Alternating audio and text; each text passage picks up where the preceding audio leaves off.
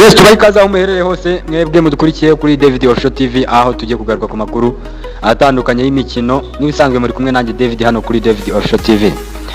Amakuru y'imikino rero turahera hano mu ikipe ya Atletico Bilbao.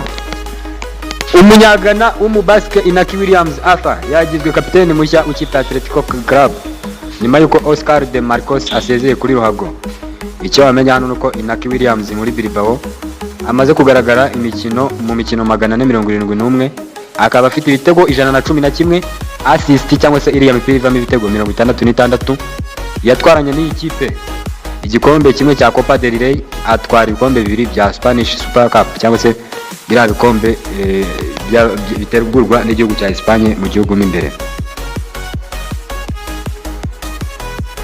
Tunyure gato hano ku mutoza witwa Luis Enrique, aho akomeje kwitegura ikipe ya Inter de Milan mu buryo buhambaye cyane kuri finale. Tuributsa yuko ejo bundi ku itariki ya 30 aribwo hateganyijwe finale ya Champions League zahuza ikipe ya Inter de Milan n'ikipe ya Paris Saint-Germain.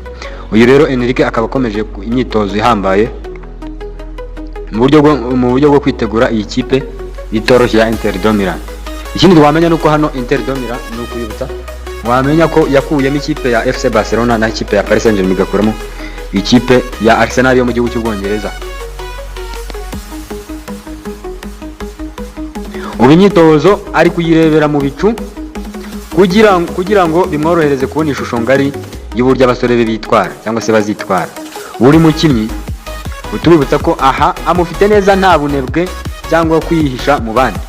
Kuvuga ngo hano icyo bashaka kuvuga nuko bari kumureba neza, abari kubareba neza, we ajya hitaruye akabareba imyitozo bakora, kugira ngo buri mukinnyi abashe kubona icyo bita umukinnyi uko agaragara, nkuko mubibona n'ubundi kuri screen zanyu.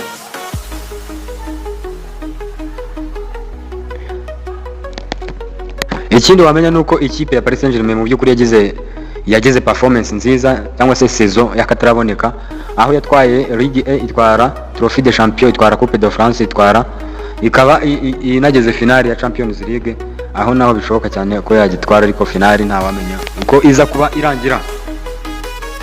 Ikindi muri Paris Saint-Germain dufite icyo bita Paris Saint-Germain's best performers 2024-2025 cyangwa se abitwaye neza mu mwaka w'imikino 2024-2025.